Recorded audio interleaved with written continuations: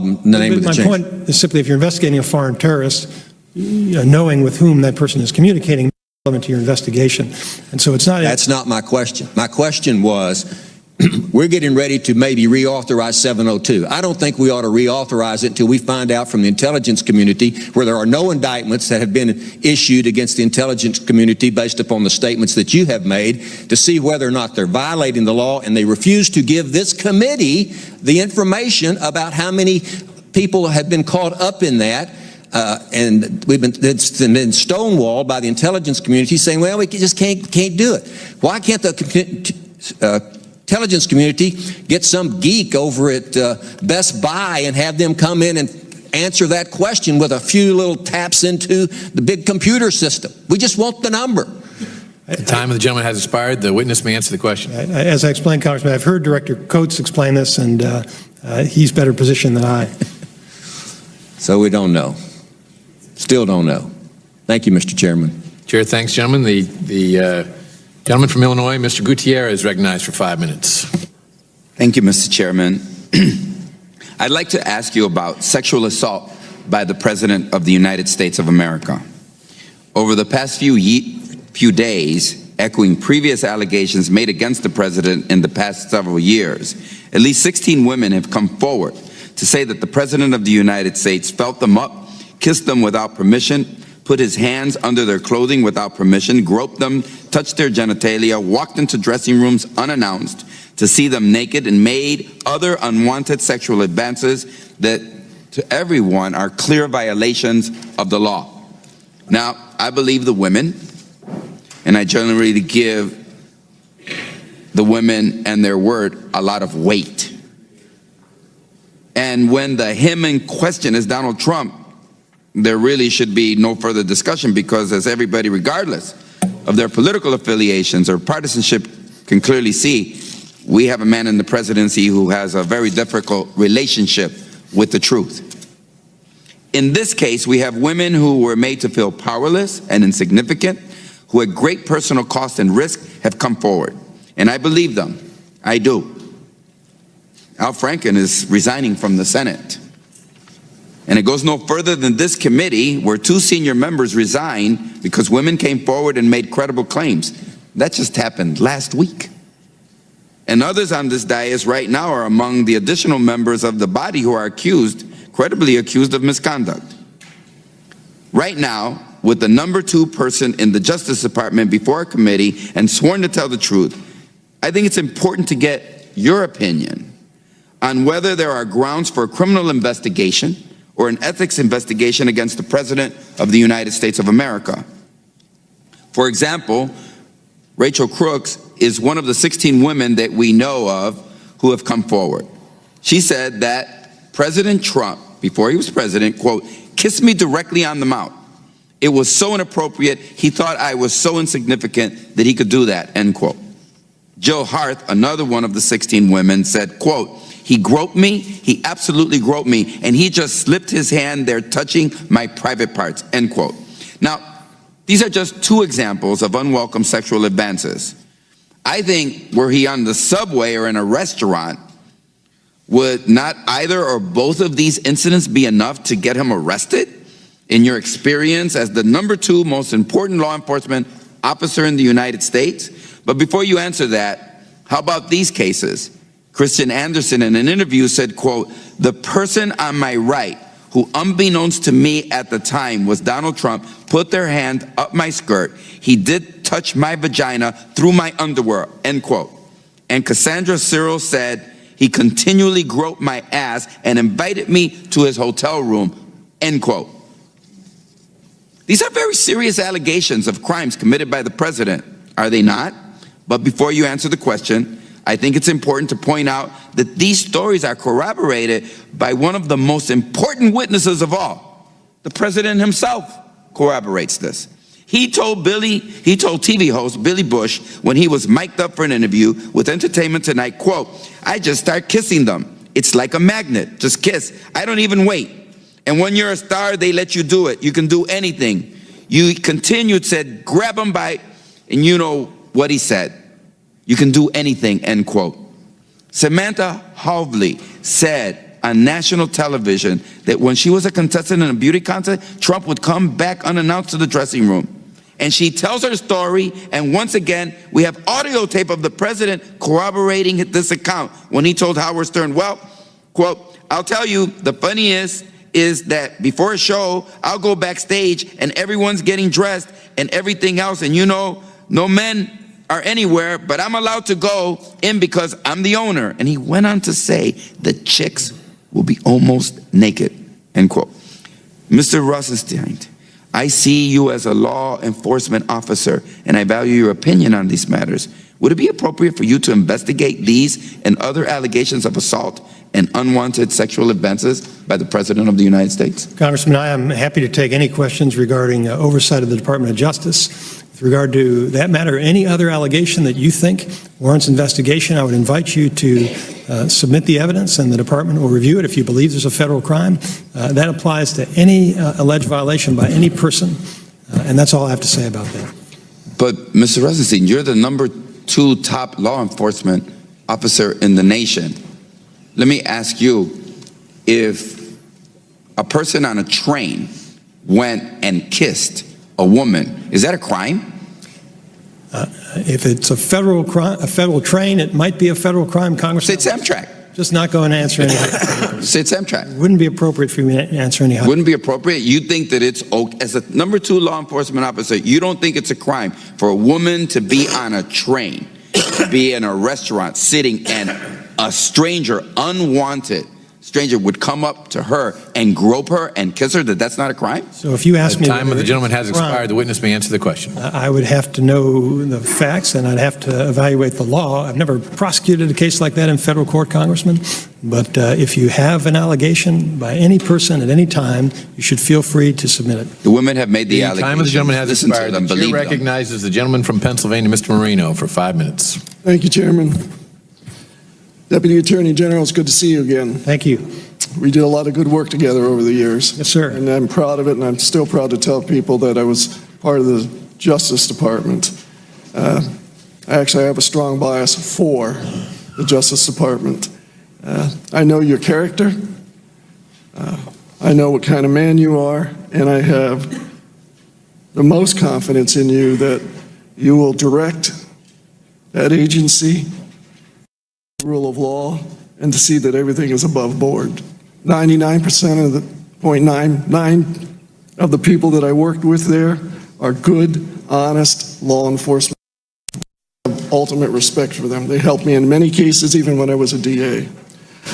I would like to ask you to clarify a procedure.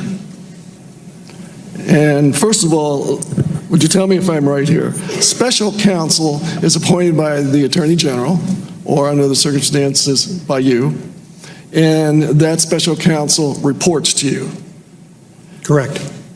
Am I correct in saying that an independent counsel is again appointed by the Attorney General or you, but that counsel is independent and not report to anyone in the essence of, can I do A, B, or C? Is that correct? Under the independent counsel statute that lapsed in 1999, the appointment would actually be made by a federal judge, so there would be no role for the department in the selection or oversight. DOJ wouldn't be involved in it at all? Correct. Good. Let's talk a moment about, I've been in many interviews with FBI agents, DEA agents, concerning potential cases. And what I've seen handled was above board, but wouldn't you explain to the committee what a 302 is?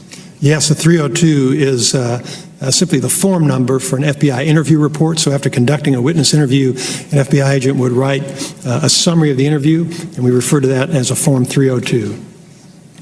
And during an interview, whether it's done by attorneys or investigators at the Department of Justice, or it's done back in my district in the middle of Pennsylvania, at some point, is there usually an assistant U.S. attorney present in those interviews? There's no rule against it, Congressman, but typically not. I would say the majority of interviews would be conducted by two agents without a prosecutor. Who makes the final determination on whether immunity is granted? It's not by the U.S. attorney or the attorney at Justice Department who could perhaps be handling that case? That's correct. It would be a prosecutor who would need to make that determination, and depending upon what type of immunity, it might require a higher level of review. And before any immunity is given to anyone, whether it's absolute or not, we in law enforcement look for a proffer. Is that correct? From that individual or their attorney? What are you going to tell us that why should we give you immunity? We have a strong preference for obtaining a proffer prior to any grant of immunity. We don't always do it, but we have a strong preference for it. I have never been in a situation, and perhaps it's not unique, where immunity has been given where there has not been a proffer.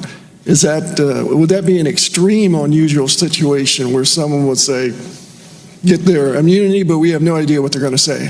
I wouldn't want to characterize it, Congressman, as a U.S. attorney. I had to approve formal immunity, and in the majority of the cases, there had been a proffer. If there wasn't a proffer, I typically would ask why. So I can't characterize what percentage of cases might fall into that category. And also, any evidence that would be collected, such as laptops, computers, things of that nature, pursuant to the investigation. Again, there would be a thorough investigation of that equipment before immunity would be given to someone. It would depend upon the circumstances, Congressman. We'd have to make a determination of whether we believed what was the data might be relevant to the decision. Right. But there is we just don't give blanket immunity because someone asked for it, or just to get them in to talk. We should not give immunity just because somebody asked for it, correct? That's all I have. Thank you very much for being here, and I know you will keep an eye on things and keep everything above board. It's a pleasure to see you again. I yield back. Likewise. Thank you. I thank the gentleman. The chair recognizes the gentleman from Florida, Mr. Deutsch. Thank you, Mr. Chairman. Thank you for being here. There's been a lot of talk about dates and timelines. I'd like to actually just walk through, for the benefit of my colleagues, just a short timeline from this year. In January, the FBI, CIA, and NSA concluded the following, and I quote, "We assess Russian President Vladimir Putin ordered an influence campaign in 2016 aimed at the U.S. presidential election. Russia's goals were to undermine public faith in the U.S. democratic process, denigrate Secretary Clinton, and harm her electability and potential presidency. We further assess Putin and the Russian government developed a clear preference for President-elect Trump." Close quote. Mr. Rosenstein, do you have any reason to dispute that? No. In January, on January 24th, Michael Flynn denied to the FBI agents that he discussed U.S. sanctions with Russia before he took office. On January 26th, Acting Attorney General Sally Yates told the White House counsel that Flynn lied about the nature of his calls with Kislyak and is vulnerable to blackmail. On February 13th of this year, Flynn resigned over his conversations with the vice president. On February 15th, public reports of telephone records that show that members of the Trump campaign and other Trump associates had repeated contacts with senior Russian intelligence officials in the year before the election. On March 16th, documents released by Representative Cummings show that Flynn received $33,750 from Russia's state-owned TV for a speech that he made in Moscow. On March 20th, the FBI director acknowledged an investigation into possible collusion between the Trump campaign and Russia. On May 9th, the president fired the FBI director. On May 10th, Trump met with Russian diplomats in the White House and revealed classified information and told them that he fired the head of the FBI, called him a nut job, and said, and I quote, "I face great pressure because of Russia. That's taken off," close quote. On May 11th, the president told NBC News that the Russia thing with Trump and Russia is a made-up story. On June 7th, we learned President Trump urged Comey to drop the Flynn investigation. On July 8th, we learned of an undisclosed Trump Tower meeting between Donald Trump Jr., Jared Kushner, Paul Manafort, and a Russian lawyer. The next day, 5 sources stated that Donald Trump Jr. agreed to the meeting on the premise that damaging information on Hillary Clinton would be provided. And 5 days after that, a veteran of the Russian military, we learned, also attempted that Trump Tower meeting with Donald Trump Jr., Paul Manafort, and Jared Kushner.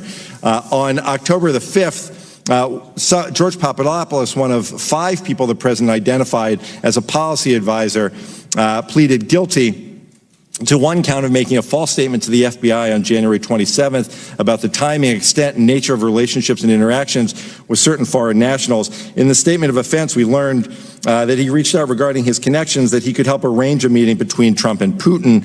On October 27th, former Trump campaign chairman Paul Manafort and campaign advisor Rick Gates were indicted on multiple counts, including conspiracy against the United States.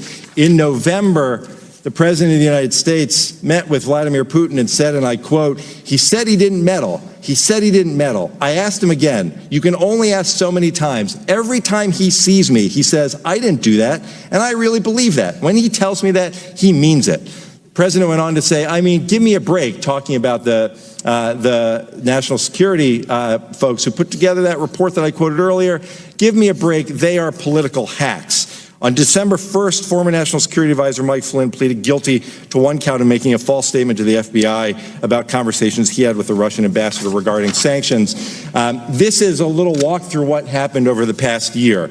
I would like to ask you, Mr. Rosenstein, I'd like to quote some of my colleagues from this committee. One of them said that the special counsel's investigation into whether the Trump campaign assisted in its effort to interfere in the election is actually an attempt to overthrow the government of the United States. Do you believe that, Mr. Rosenstein? No. He said we're at risk of a coup d'etat in this country if we allow an unaccountable person. Is the special counsel unaccountable here? No, he's not unaccountable. He went on to say with no oversight. Is there no oversight at all of the special counsel? There is oversight. And then he went on to say that if we allow an unaccountable person with no oversight to undermine the duly elected President of the United States, is pursuing the rule of law undermining the duly elected President of the United States, Mr. Rosenstein? No, it is not. One of my other colleagues said we've got to clean this town up. He talked about firing Mueller. One of our former colleagues on this committee accused Mueller of having a vendetta against President Trump because he fired James Comey. Mr. Rosenstein, do you believe that he has a vendetta against the president? No, I do not. I would just conclude that this little walk through this 1 year in American history makes it impossible to understand how it is that my colleagues on the other side continue to launch attacks not only against reporters, against the FBI, against the special counsel, but they do so to throw dirt on this story, to make it try to go away. They may want to bury their heads in the sand, but Mr. Chairman, I want to make clear that they will not bury the rule of law in the United States of America, and I yield back. The gentleman's time has expired. The chair recognizes the gentleman from South Carolina, Mr. Gowdy, for 5 minutes. Thank you, Judge Poe. There are a lot of issues that I would like to ask you about, Mr. Deputy Attorney General. We had a terrorist incident in New York this week. We have 702 reauthorization that is pending in Congress, gun violence, the opioid epidemic, criminal justice reform. But when I go home to South Carolina this weekend, trust me when I tell you, no one is going to ask me about any of those issues. They're going to ask me, what in the hell is going on with the Department of Justice and the FBI? The reason we have special counsel, this is a very important point, and you know it, the reason we have special counsel is because of a conflict of interest. The regulation itself specifically makes reference to a conflict of interest. And we don't like conflicts of interest because it undercuts people's confidence in both the process and the result. So let's be really clear why we have special counsel. There was either a real or perceived conflict of interest that we were fearful would either impact the result or people's confidence in the process. That's why we have something called special counsel, and that's why we have special counsel in this fact pattern. And then lo and behold, those who are supposed to make sure there are no conflicts of interest seem to have a few of their own. There's a senior prosecutor who sent obsequious emails to a fact witness. She can be described as nothing other than a fact witness. She's a really important fact witness if you pursue the line of inquiry that my Democrat friends want to pursue. They got off of collusion and now they're on obstruction of justice. She may be the most important fact witness in an obstruction of justice case. And the senior prosecutor for this conflict of interest-free special counsel sent a fawning, obsequious email to a fact witness. And then we have prosecutors assigned to conduct this investigation who donated almost exclusively to one candidate over another, and then we have a prosecutor assigned to this conflict of interest-free team that attended what was supposed to be, what he'd hoped to be, a victory party for Secretary Clinton. And we have a senior DOJ official, Mr. Deputy Attorney General, with an office that used to be 2 doors down from yours, meeting with Fusion GPS, and Fusion GPS, of course, was paying for Russian dirt on the very person that they're supposed to be objectively investigating. And then that same senior DOJ official's wife, the one that met with Fusion GPS, his wife was on the payroll of Fusion GPS. And then we have a senior agent assigned to investigate Secretary Clinton's email, help draft the exoneration letter where we changed the language from grossly negligent to extremely careless, interviewed Secretary Clinton in an interview I've never seen, and I doubt you have either in your career as a prosecutor, interviewed Michael Flynn, was actively involved in the investigation into the Trump campaign before the Inspector General found his text. So this agent, in the middle of almost everything related to Secretary Clinton and President Trump, sent pro-Clinton texts, anti-Trump texts to his paramour in response to being told maybe he is where he is to protect the country from that menace, Donald Trump. He said, I can protect our country at many levels. And then he said Hillary Clinton should win 100 million to nothing. Now think about that, Mr. Deputy Attorney General. That's a pretty overwhelming victory. 100 million to 0. And when I read that last night, what I thought was this conflict of interest-free senior agent of the FBI can't think of a single solitary American who would vote for Donald Trump. That's where the 0 comes in. Not a single solitary American he can imagine would vote for Donald Trump. This is the conflict of interest-free special agent assigned. And then he went on, if that weren't enough, to belittle Trump supporters by saying he could smell them at a Walmart in Virginia. This is the person we needed to avoid a conflict of interest. And then he said this, they fully deserve to go and demonstrate the absolute bigoted nonsense of Trump. But he wasn't content to just disparage Donald Trump. He had to disparage Donald Trump's family. This is what he said, Mr. Deputy Attorney General. He said the douchebags are about to come out. He's talking about our First Lady and children. This conflict of interest-free special agent of the FBI. This is who we were told we needed to have an objective, impartial, fair, conflict of interest-free investigation. So he's openly pulling for the candidate he had a role in clearing, and he's openly investigating a candidate that he has bias against. And then if that's not enough, he says Trump is an effing idiot. What the F just happened to our country? This is the same man that said he would save our country. What happens when people who are supposed to cure the conflict of interest have even greater conflicts of interest than those they replace? That's not a rhetorical question. You nor I nor anyone else would ever sit Peter Strzok on a jury. We wouldn't have him objectively, dispassionately investigate anything knowing what we know now. Why didn't we know it ahead of time? And my last question, my final question to you, and I appreciate the chairman's patience, how would you help me answer that question when I go back to South Carolina this weekend? Congressman, first of all, with regard to the special counsel, Mr. Strzok was already working on the investigation when the special counsel was appointed. The appointment that I made was of Robert Mueller. So what I'd recommend that you tell your constituents is that Robert Mueller and Rod Rosenstein and Chris Wray are accountable, and that we will ensure that no bias is reflected in any of the actions taken by the special counsel or in any matter within the jurisdiction of the Department of Justice. When we have evidence of any inappropriate conduct, we're going to take action on it. And that's what Mr. Mueller did here. As soon as he learned about this issue, he took action. And that's what I anticipate that the rest of our prosecutors, our new group of U.S. attorneys, our Justice Department appointees, they understand the rules and they understand the responsibility to defend the integrity of the department. And if they find evidence of improper conduct, they're going to take action.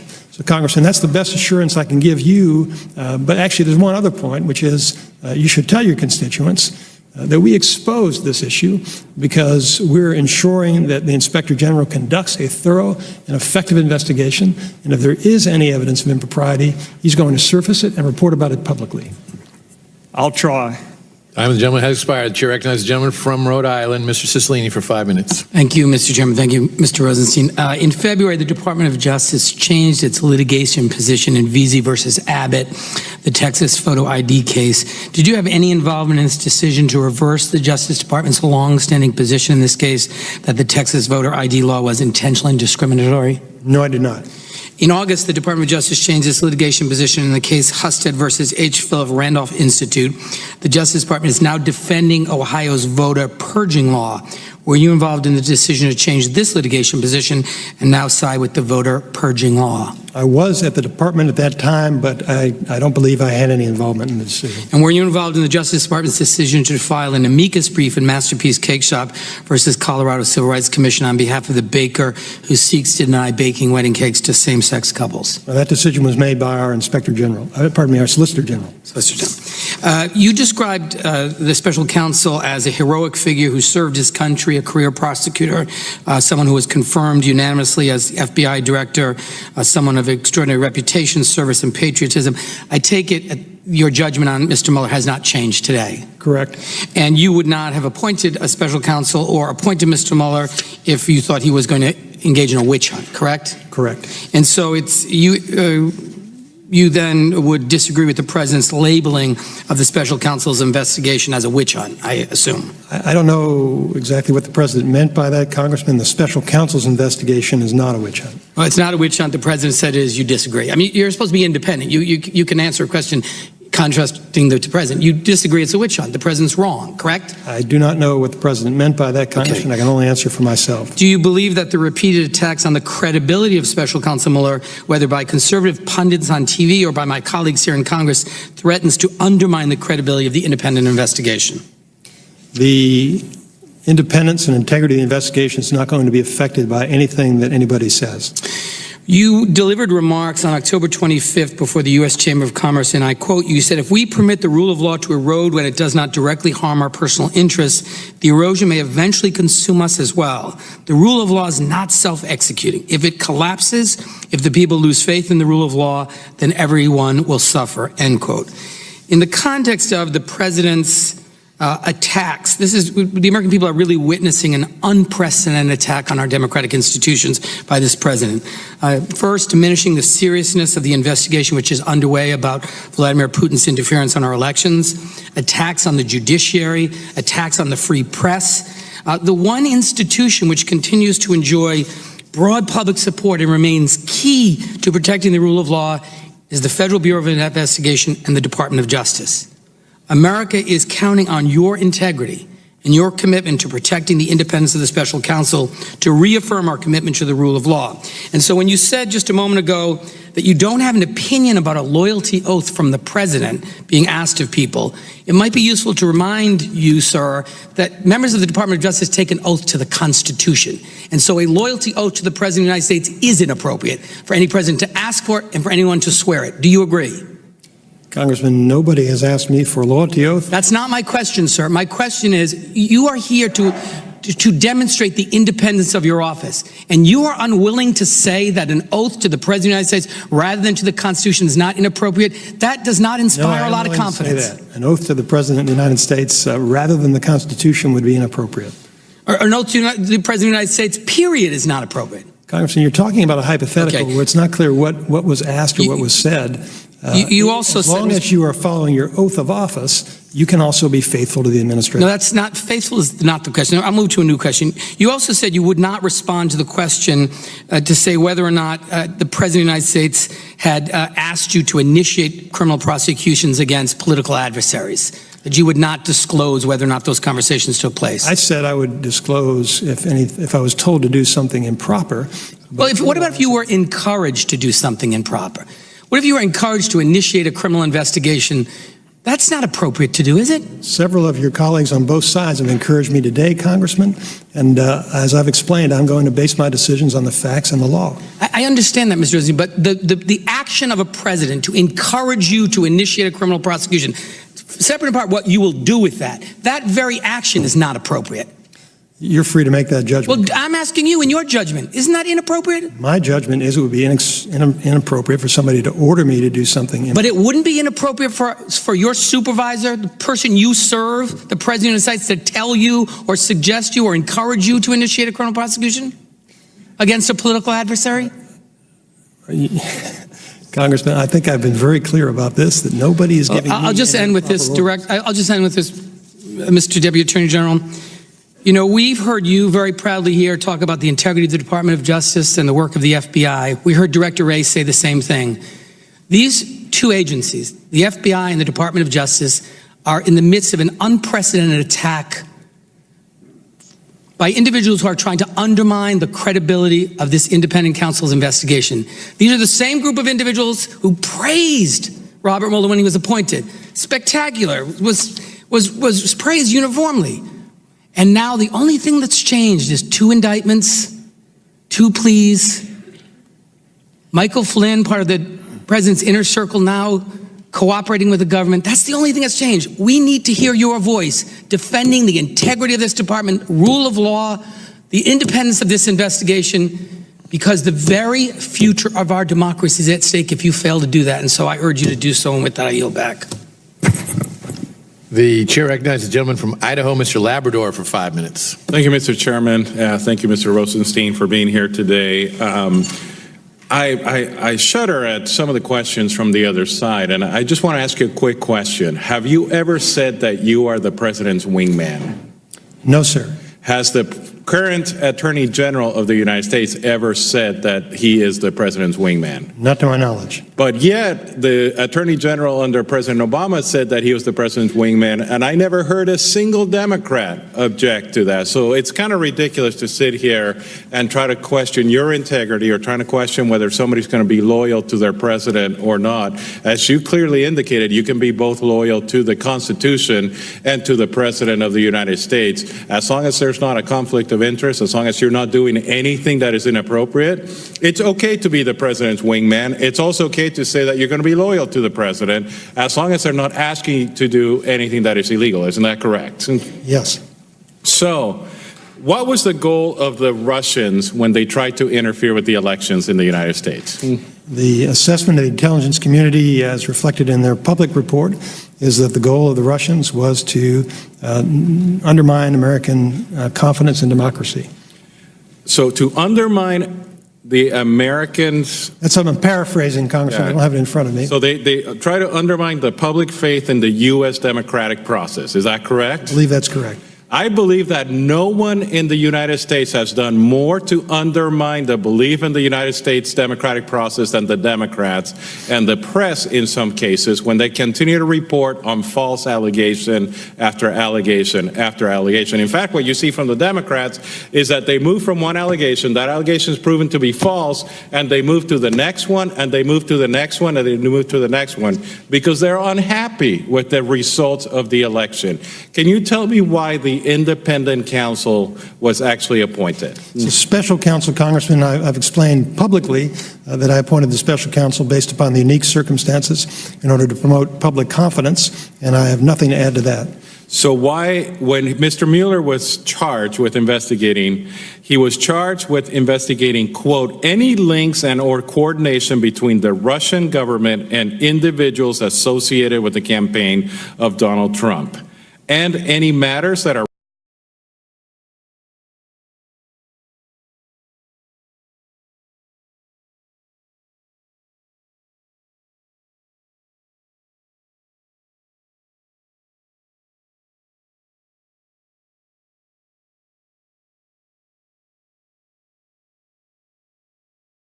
have any of them been charged with any links and or coordination between the Russian government and individuals associated with the campaign for President Trump? Congressman, the charges speak for themselves. I'm not going to comment beyond what's in the charging documents. But is there anything in those charging documents that there was a coordination between the Trump administration and the Russians?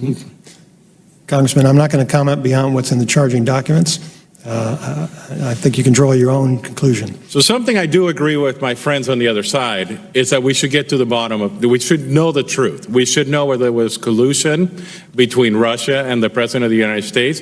We should also know whether there was collusion between any department who tried to interfere with our elections.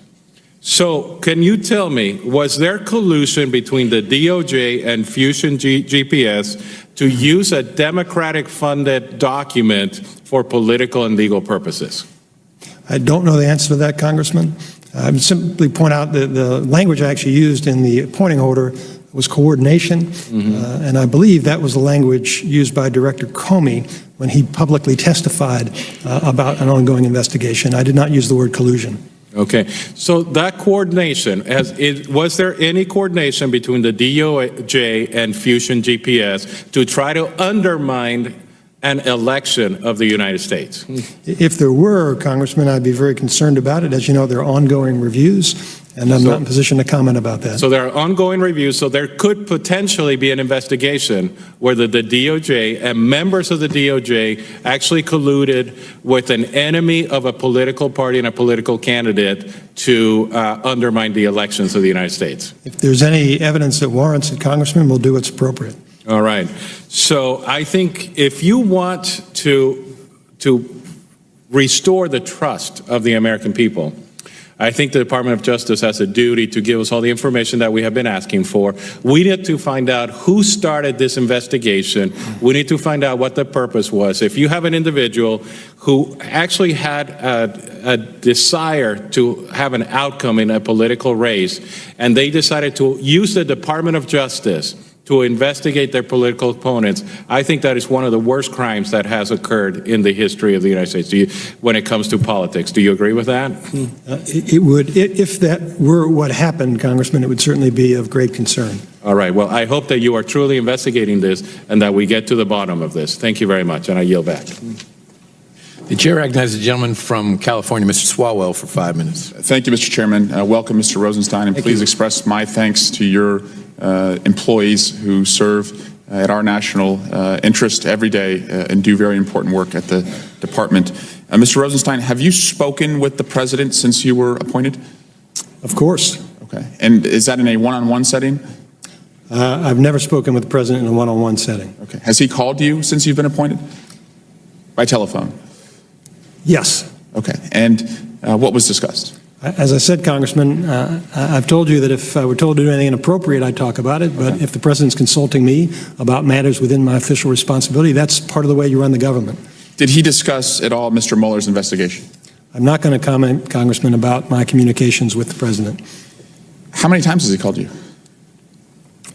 Congressman, I'm not going to comment about my communications with the president. There is nothing wrong with the president consulting with his deputy attorney general about matters within the jurisdiction of the Justice Department, as long as it's not inappropriate. And Mr. Rosenstein, I agree, except that this president has demonstrated, and that's been expressed through that testimony from James Comey that has not been contradicted under oath multiple times, that he is willing to talk to individuals at the department about ongoing investigations. That's where the concern arises. With respect to Attorney General Sessions' recusal, was he involved at all in the decision by the department to allow reporters to review the text messages that you discussed earlier? Not to my knowledge. Will you tell us if he was? If I learn about it, if it matters, Congressman, as I said, I'm not aware of any impropriety in what the department has done in making these text messages available. But Attorney General Sessions is recused from Bob Mueller's investigation, right? Attorney General Sessions is recused from Director Mueller's investigation, correct? And these text messages related to an individual on Bob Mueller's investigation? I don't want to argue with the Congressman. Well, I'm aware of the recusal, and I'm not aware of any evidence that the Attorney General has violated his recusal.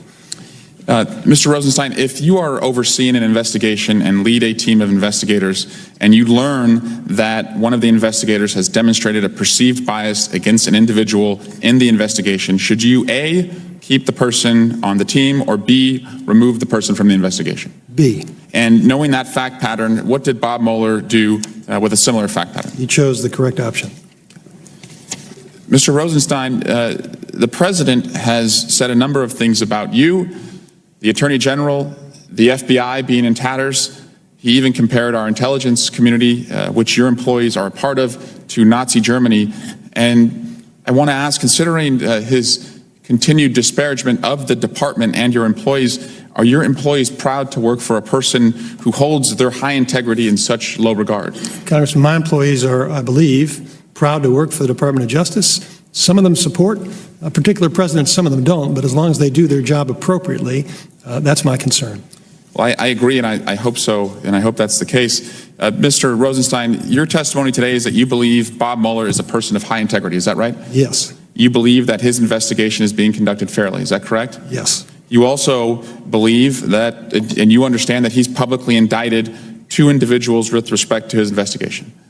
Correct. He's also obtained 2 guilty pleas with respect to his investigation. Correct. Is there good cause to fire Bob Mueller as we sit here today? Not to my knowledge. Now, I am concerned that my House Judiciary Committee colleagues, particularly in the majority, have signaled quite indiscreetly today that they would probably give the president a pass if he were to fire or order you to fire Bob Mueller. There have been a number of statements attempting to undermine the good character of Bob Mueller. That concerns me because that would certainly fly in the face of the rule of law in this country. It would not be okay, I believe, with the American people or the spirit that our country was founded upon. Mr. Deputy Attorney General, your investigation is a very narrow bridge. The important part, I believe, for our country is for you to not be afraid. During these trying times, we need you to be fearless. We have a president who has demonstrated a willingness to involve himself in ongoing investigations that involve he and his family. And for the sake of our country, for the sake of rule of law, I hope that you continue to demonstrate the character that got you into this position and that has given us, as a committee, I think, faith in your ability to carry out that mission. I yield back. The chair recognizes the gentleman from Texas, Mr. Farenthold, for 5 minutes. Thank you, Mr. Chairman.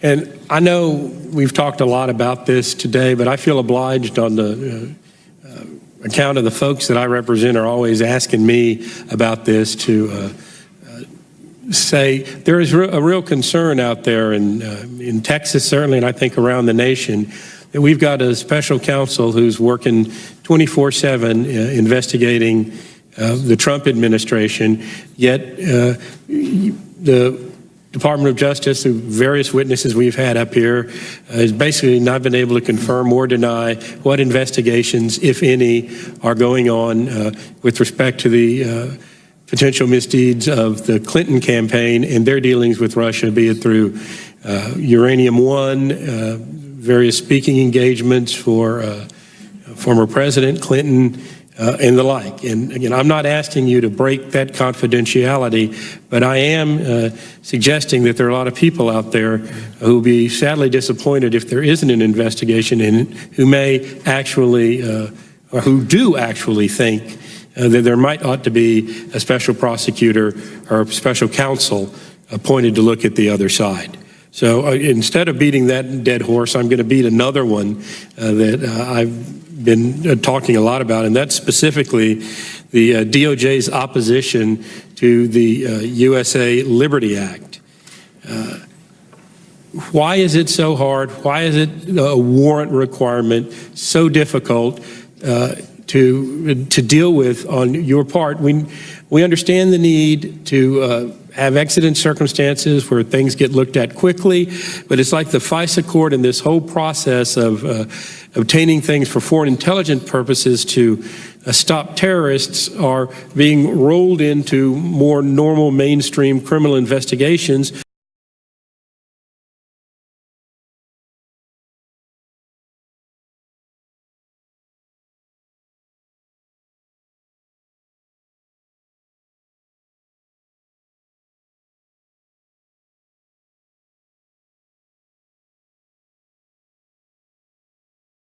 y'all opposed to it? I believe, I don't want to duplicate Director Ray's comments about this, Congressman. I wish, actually, that you could join us in the department and see how we go about our work, and I think that would actually enhance public confidence. The public sees when things go wrong. They don't see the 99.9% of the time, as Congressman Marino pointed out, when things go right, and it would be burdensome. And I certainly respect and I understand the concerns, Congressman, and I think those are serious concerns, and we're going to do everything that we can to try to reassure people about it. But I can simply tell you, and it would take me a lot longer than the time that you have to explain the full process, but I believe Director Ray is correct about this, and the national security community, I know many folks who were involved pre-9/11 and post-9/11 have spoken up about how important it is for us to have this tool, because we do not want to be in a position again, as we were at 9/11, when people said, why didn't the FBI put these facts all together and figure out about this threat before the terrorists attacked? So that's the basis, Congressman, and I can assure you that if it were easy to do with a warrant, I'd be in favor of it, but it's not, and I believe that we have appropriate safeguards in place, and that we have people who are responsible, who are conducting these investigations and are going to avoid infringing Americans' rights. That's our primary concern. Attorney General Sessions has made that one of his priorities, to make sure that there are no violations of Americans' rights. And I do not believe the program as it exists represents a violation of anyone's rights. Well, you and I may respectfully disagree on whether it violates folks' rights or not. I agree we've got to fight terrorism, but there's a reason the Fourth Amendment was included in the Constitution. Finally, I just want to touch for a second on cybersecurity. I used to run a computer consulting company, and you've heard about breaches all throughout the public and private sector. Can you just give me an overview quickly about what y'all are doing with respect to that, and what, if anything, Congress needs to do to help you? It would be hard for me to do it quickly, Congressman, because we do have a lot of resources, both the FBI and other agencies, that are protecting against the cyber threat. It's a significant threat. We face both an intelligence threat from hostile foreign governments, and also a criminal threat from people who try to break into our systems to commit crimes and defraud Americans. And so it's a very challenging issue, as you know from your experience. Technology continues to evolve, and we need to stay a step ahead of the capabilities of our adversaries and of criminals. So the FBI does have a lot of resources devoted to that. I testified about our budget a couple of months ago, and I think that's going to be an area where we will need increasing support from the Congress to make sure that we keep up with our adversaries. I see my time has expired. Thank you, Mr. Chairman. Thank you. The chair grants the gentleman from California, Mr. Liu, for 5 minutes. Thank you, Mr. Chairman. Thank you, Deputy Attorney General Rosenstein, for being here today. I note for the American people that not only were you appointed by Republican President Donald Trump, you were also previously appointed by Republican President George Bush to serve as U.S. Attorney for Maryland. And in a profile of you in the Washington Post, when you were U.S. Attorney, a former prosecutor says, Rod Rosenstein is the poster child for the professional, competent, ethical, and fair-minded prosecutor. So thank you for your service to the American people and for your exemplary service. Thank you. Last week, FBI Director Christopher Wray told us that no one is above the law. You would agree with that statement, correct? Absolutely. That no one is above the law? Yes, I would. Now, important to our democracy is not only that concept, but also that people have to have trust in our law enforcement investigations. There are some of my colleagues and some in the media who have suggested that if you make political contributions, somehow you cannot be fair and impartial. So, as you know, these political contributions are a matter of public record. You previously said that when it comes to special counsel investigation, you, Special Counsel Mueller, and FBI Director Wray will be the ones held accountable. So we looked up the political contributions of FBI Director Wray. He has made over $39,000 in contributions exclusively to Republicans, including $2,500 twice to Romney for president, $2,600 twice to Perdue for president, thousands of dollars to National Republican Senatorial Committee, $1,000 to Comstock for Congress, and on and on. Do you believe FBI Director Christopher Wray can remain fair and impartial? Yes, I do. Okay. Your colleague, Associate Attorney General Rachel Brand, has made over $37,000 of political contributions exclusively to Republicans? Do you believe she can remain fair and impartial